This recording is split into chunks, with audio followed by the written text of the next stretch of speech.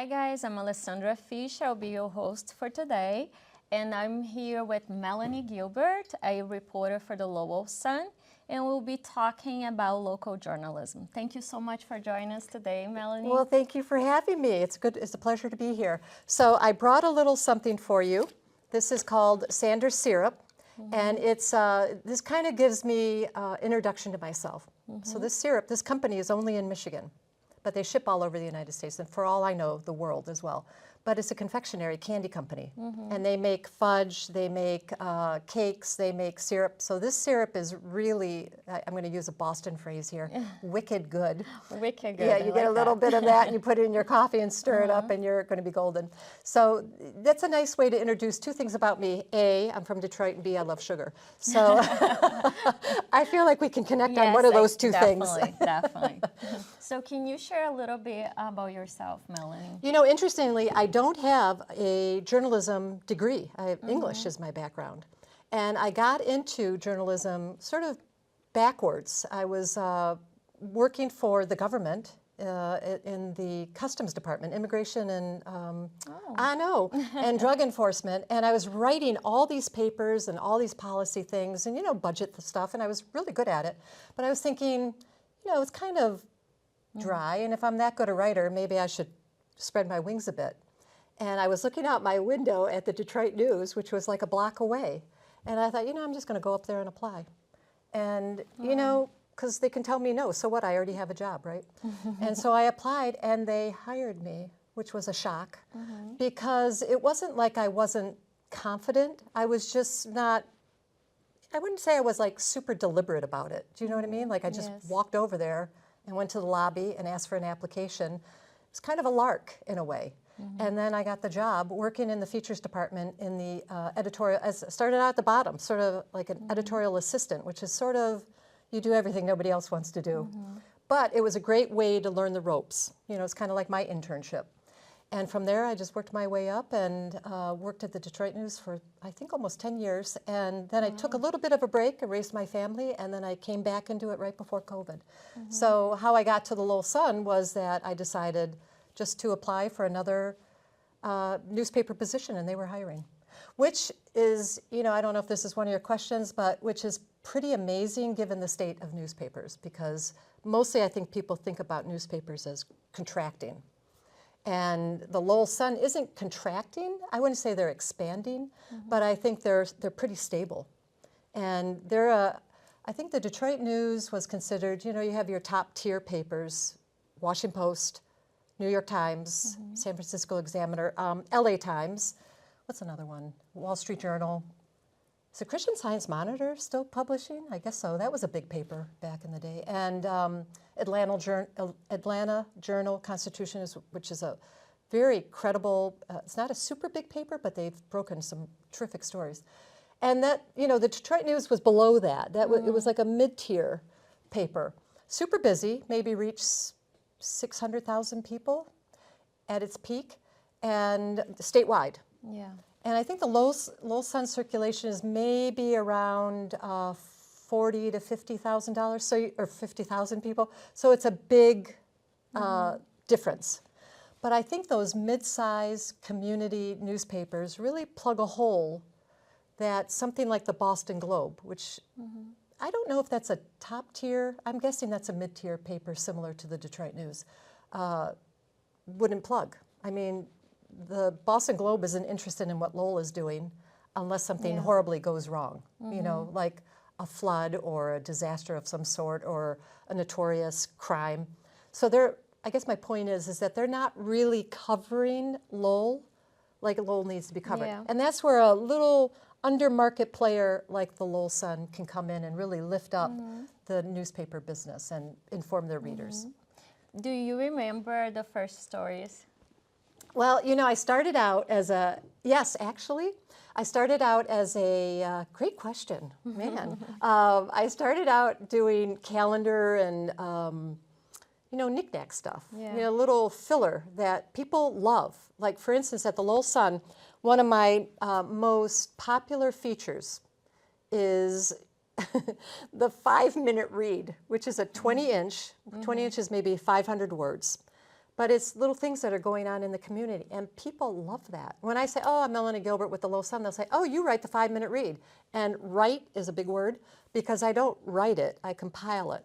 And we take community events like flag raisings, for instance, or meetings or conferences or promotions. It can be, a million other little things that don't rise to the story level. Okay. They're not big enough to write a whole 20-inch. 20 inches is maybe, 20 inches is 500 words, but generally our stories are 25 to 30 inches, which is 500 to 800 words. They might not rise to that level, but they're perfect for the 5-minute read. And people love to get their name in the paper or their picture. If they have art, I say, send me art. That's like, you'll go to the top of the list there. So that little feature harkens back to my early days with the Detroit News, where I was compiling literally calendar entries. What's happening on Friday, people? What's happening on Saturday? Where do you want to go to eat, this weekend, and that kind of stuff, which is a great way to learn the city. And after that, they put me on the big desk, like the big people desk. I joined the adults, and one of the first stories, to get back to your question, that they assigned me was Claire Danes, the actress, was appearing in a movie. Oh shoot, I'm forgetting the name, but it was filmed in Hamtramck, Michigan, which was within our, it's not that far from, actually it's not that far from the Detroit News offices. And I interviewed her. And of course I was starstruck, because I didn't interview her in person like what we're doing, but I interviewed over the phone, and it was, of course she was gracious, and she answered all my questions. They give you something like, with these big celebrities, they tell you ahead of time how it's going to go down. Not the questions you can ask, because that violates journalistic ethics. You can't tell me how to do my job. Just like I wouldn't tell you what to ask me. Yeah. I mean, I could suggest it. Ask me about Xander Syrup, that kind of thing. But they tell you exactly how much time you have. And it's usually 5 minutes, which doesn't seem like a lot. A lot of pressure. But it's it's actually, and sometimes they'll run out the clock because they'll talk and you don't get your questions in. There's some really smooth operators. But she went over time, and she was very, very sweet about it. So that was my first story. And then my second story was a Van Gogh. They were having a Van Gogh exhibit at the Detroit Institute of Arts, which is a beautiful, if you've never been to Detroit, and you do go, make sure you stop at the Detroit Institute of Arts, which is just a gorgeous, gorgeous, gorgeous museum. So that was, thank you for asking. That's one of my first stories here in Lowell. Yeah. I had just started, and they gave me the municipal beat, which is, city government.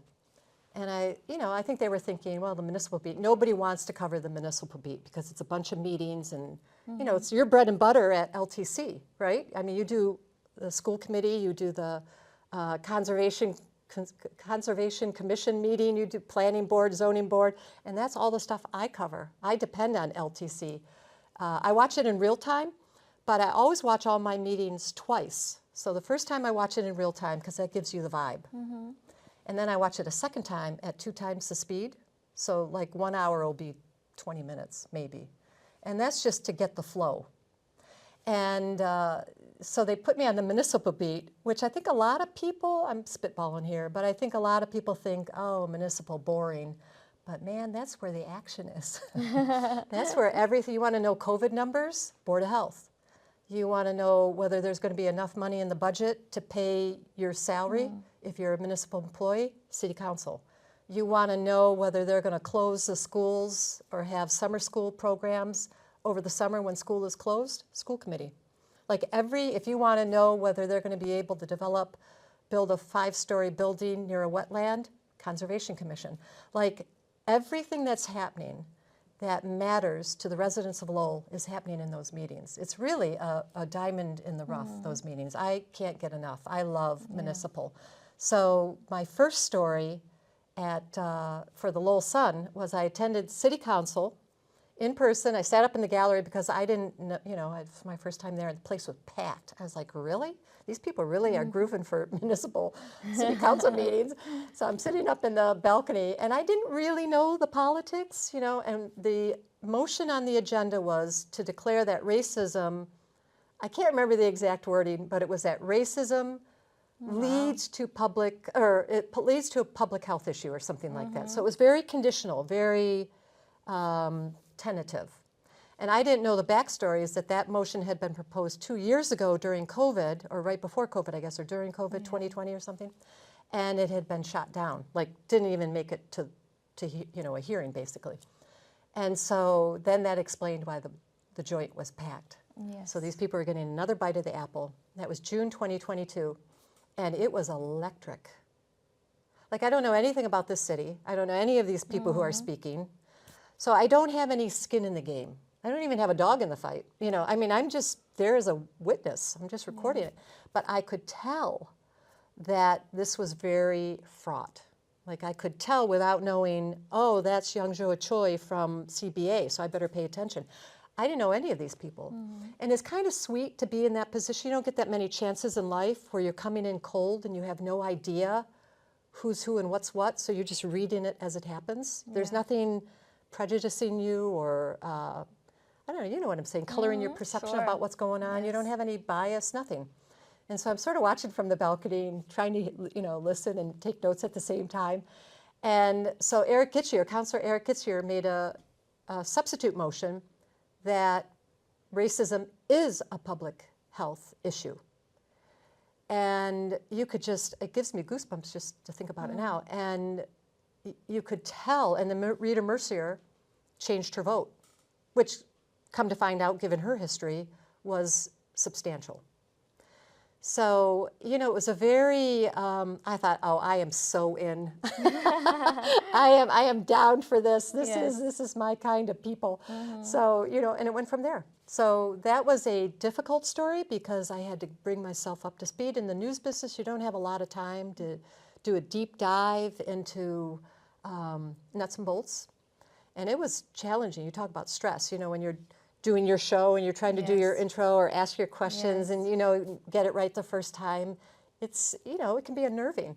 And so I'm writing this story for the next day's paper, having no idea who, having to look up everybody and figure out why was this so contentious? Like, from my perspective, I was sort of thinking, well, this has already been done in other towns and cities. They've already passed these resolutions. So why is this such a bugaboo? And I didn't really figure it out that night. And so when I report, I just report, you play it as it lays. Yeah. You don't bring anything into it. I don't add any adjectives. I might say, people applauded vigorously, something like that, or but I try not to slant the reporting. I just say what people said. I say what passed, what the votes were, and that's it. And they had 4 key things that went with that motion. Economic and health, and which I think the city's doing an admirable job of addressing. Because you can't just pass motions. You have to pass action that supports the motions. Otherwise, it's just window dressing. So that was my first. Wow. I know that was Thank you so much for sharing that. So yeah, and I thought, Lowell is called. The 2024 or at that point 2022 was calling Lowell. So and they answered. Well, actually, 1998 was calling Lowell, and they answered. This has been around. Racism as a public health issue has been around a long time. And so that was a good way to sort of orient myself to not just the substream of the community, but I was impressed that all these people, it wasn't just leadership, it was like regular people, who showed up to speak, that we needed a more forceful declaration of harm. And the community rocked that. Now I see these names and these faces all the time. But it felt very empowering that, okay, this city will, they might be a little late to the party, but once they show up, they get that party started. Yes. Thank you so much for sharing that. Yeah, I that was, appreciate. I feel like municipal gets a bad rap, even on social media, when you look at, I'm not really a big person on social media, but when you look at Facebook and even increasingly Twitter, it's very rah, entertainment and, I don't know, kind of hit and run. Yeah. And I think the news business requires the long view. that it's not just, here I am, doing this right here, right now. It's here I am showing up every day to do this right here, right now, and every day after that. And I feel like that's what journalism is really all about. So that leads me to another question. In your opinion, why local journalism is important? Well, I think, you have the Boston Globe, which is what, 25 miles away, maybe? But they might as well sometimes be 1,000 miles away because they're not here in Lowell. In fact, sometimes they pick up on our stories. They run our stories. In fact, I ran a homeless, the homeless encampments were being cleaned out, and they sent out a reporter to cover that.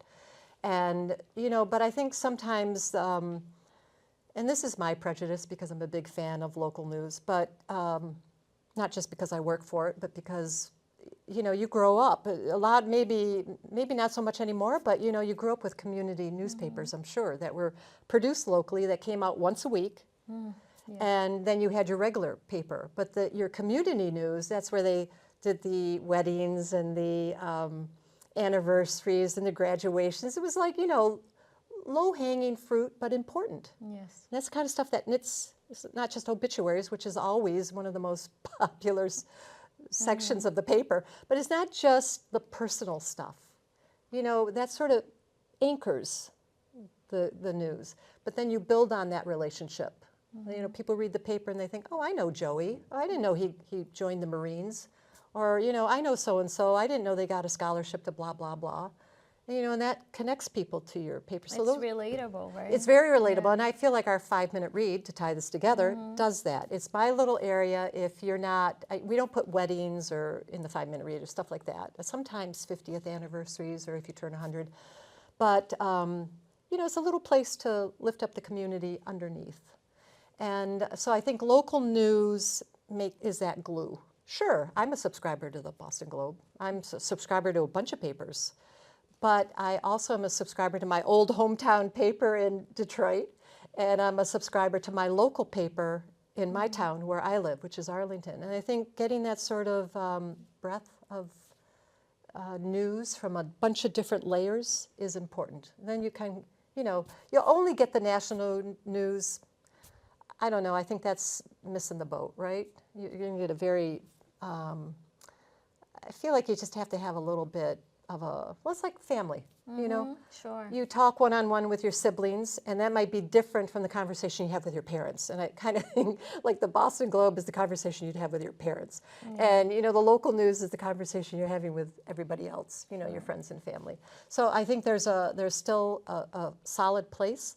I don't know what the subscription or the circulation is for the Boston Globe, but I can tell you the Lowell Sun is between 40 and 50. I think it's around 45,000 people, which is solid. It's credible. We have 26 or 23 communities, and so that's a pretty solid. That's just for the delivery. I don't know what the online. Sometimes there's an overlap. You can buy the paper version, get that delivered to your door, and you can get the the online version.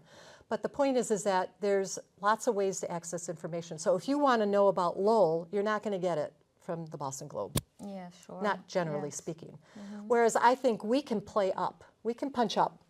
I don't think that the Globe necessarily is punching down when they cover the Lowell Sun communities, but they've got their hands full in Boston. Let's put it that way. I mean, the president came to visit last week. Yes. Right. That's going to be the news of the day, right? So from folks at home, if they have a story they would like to share, how they can connect with you? I love that question because I think you think everybody knows what you're thinking. And you think everybody knows, oh, Melanie writes for the paper, I'll get online, I'll get on her profile, and I'll find her email. But, it really doesn't always work that way. People do find access to the information, of which I'm included, difficult. And so the simple answer is M. Gilbert, Gilbert, @lowellsun.com. And send me you can send me your announcements for the 5-minute read. You can send me newsy tips that you think I should know about that you want me to report on. You can send me I get hate mail. You can send me that if that's, your jam. But that's the best way to reach me. I don't know really too many people anymore who talk over the phone. I mean, most of my interviews I'll do over the phone. But most of my initial contact with people is through chat or through not so much email, really, mostly text and, mostly text actually, and of course email. So that would be the best way. Is there any story in particular that you would like to receive from people? Well, I always like firsthand. It's hard to access some communities. For instance, Lowell Housing Authority. I'm not saying there's anything going on there, but for instance, when they had that big flood on Race Street, the water, an 18-inch water pipe broke and a million plus gallons of water ran downhill. Who knew that pipe was on a little hill? It's not a hill, it was like a rise, and the water, a million gallons of it, ran down Race Street right into the basement of the Lowell Housing Authority, which housed 200 seniors, so it was a catastrophe. I mean, 8 feet of water in the basement knocked out all their electrical equipment, all their, whatever they had down there was inoperable, including fire suppression systems, so they all had to evacuate. And I wish somebody had, that's a different population in terms of access, but it would have been, it's hard to reach those people because they're in a I can't just go up and knock on doors because they're in a building that's resident access only.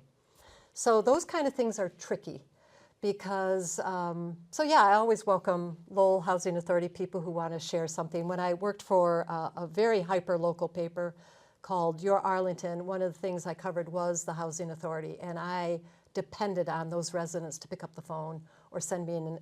You can be anonymous. I have to know who you are, but the reader doesn't, and I have to verify. We have people who will speak to us. Here's a good way to break it down. So most people, when they think of anonymous sourcing, they probably think of Deep Throat with Watergate, but they knew who he was, and they met him face to face. So when I'm sourcing, I might get an anonymous email, like I got an anonymous email that Waste Management was understaffed. And so I drove out to their headquarters and asked them. I couldn't run with that email all by itself. I can't create a story around an anonymous source. I have to know the source. And it was like a dead drop box email, so there was no way to email them back and say, oh, hey, could we meet? Or can we talk off record? Sure. So there's off the record, which means I can't use what you say. I can't attribute it or anything. And that's helpful. People can tell me stuff off the record all the time. It's just sort of background. I can't do a story about it. Then there's background. I can do a story, I just can't name you. And then there's for attribution, meaning you call me and you say, hey, you can use my name in the story and I want you to tell it. And those are golden. Okay. People can be tentative, and I try to tell people there are different options. You don't have to be public, but I have to know who you are, and my editor. 2 people in the world have to know who you are, me and my editor, because we have to source the person. Sure. We can't write stories based on ghosts or anonymous people.